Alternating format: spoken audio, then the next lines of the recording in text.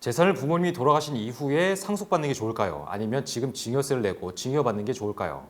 상속 상담을 하다 보면 정말 많이 듣는 질문입니다. 이 질문에 대한 답이 어려운 이유는 구체적인 상황에 따라 답이 달라지기 때문이죠.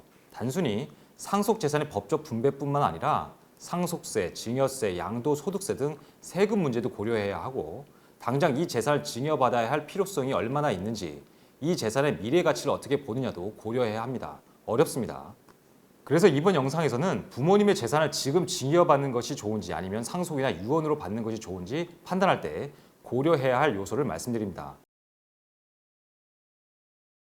상속과 증여를 고민하는 이유 중에 가장 큰 것은 상속세 공제와 증여세 공제 범위가 다르다는 점입니다. 상속세의 일괄 공제액은 5억 원인데 직계 존속으로부터 증여를 받을 때에는 공제액은 5천만 원이 한도죠.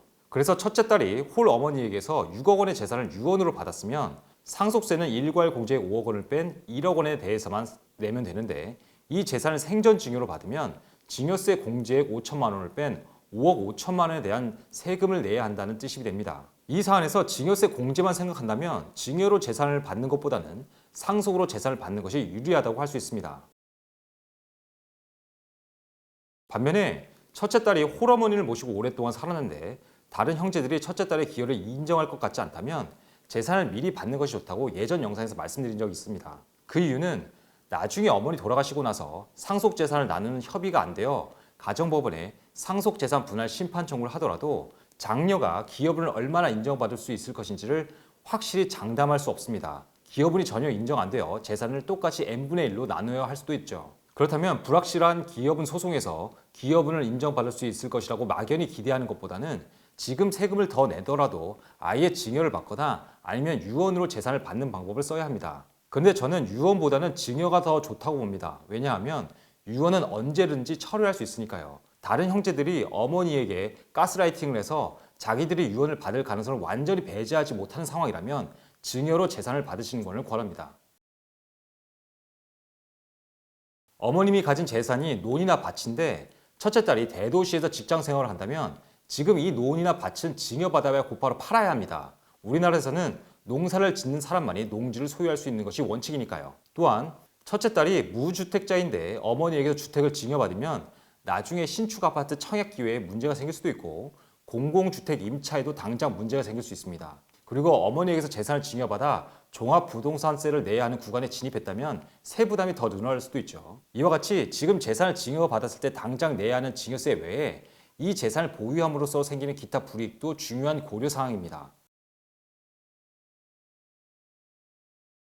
이 부분이 오늘의 영상의 핵심인데 첫째 딸이 어머니에게서 재산을 증여받은 후에 이 재산을 운용해서 얻은 이익이 증여세를 초과한다면 당연히 지금 재산을 증여받는 것이 좋겠죠. 어머님이 언제 돌아가실지는 알 수 없으나 지금 건강하시다면 지금 재산을 증여받는 것도 좋은 방법이 될 수 있습니다. 재산을 증여받은 이후에 어머니 돌아가신 날까지 이 재산에서 얻은 수익, 예를 들어 월세나 이자를 모두 모은 돈에서 재산세 등 제세 공과금을 뺀 액수가 증여세를 초과한다면 증여받을 실익이 생깁니다. 또한 만약 전국적으로 부동산 가격이 폭등 추세라면 빨리 어머니에게 재산을 받아 증여세를 낸 후 그 재산으로 부동산에 투자하여 장기적인 수익을 기대하는 것도 방법입니다. 이처럼 재산을 증여받을 것인지 아니면 상속받을 것인지를 판단할 때 꼭 이 재산에서 기대할 수 있는 실질 자산 소득을 계산해 봐야 합니다. 위 4번 항목과 연결되는 내용이기도 합니다. 이 재산을 지금 증여받을 것인지 아니면 상속으로 받을 것인지를 결정할 때 이 재산의 미래 가치를 어떻게 보느냐가 정말 중요합니다. 미래의 특정 어느 시점에서의 가치 평가이므로 매우 주관적인 영역이기도 하죠. 첫째 딸이 어머니의 재산을 놓고 봤을 때 장기적으로 이 재산의 가치가 오르지 않고 오히려 떨어질 것 같다면 지금 굳이 무리해서 이 재산을 증여받을 이유가 없습니다. 증여세는 지금 가치를 기준으로 내야 하니까요. 반면에 이 재산이 장기적으로 계속 그 가치가 올라 어머니 돌아가신 후에 상속세 공제를 받아 상속세를 내더라도 그때 내야 하는 상속세가 지금의 증여세보다 많을 것이라고 예상한다면 당장 증여를 받아 수익을 내는 것이 여러모로 유리합니다. 영상을 보시고 명쾌하게 결론이 정리되어야 하는데 더 고민만 드린 것 같아 죄송합니다. 하지만 어쩔 수가 없습니다. 재산에 관한 중요한 결정이니만큼 당연히 이것저것 많은 것을 고려해야 합니다. 영상을 시청하신 분들이 냉철하고 신중하게 판단하셔서 소중한 재산 잘 지키시길 바랍니다. 오늘 영상 좋으셨다면 구독, 좋아요, 알림 설정 꾹꾹 눌러주세요. 오변의 법률 포커스, 여러분이 궁금해하는 법률 이슈와 확실한 정보로 돌아오겠습니다. 감사합니다.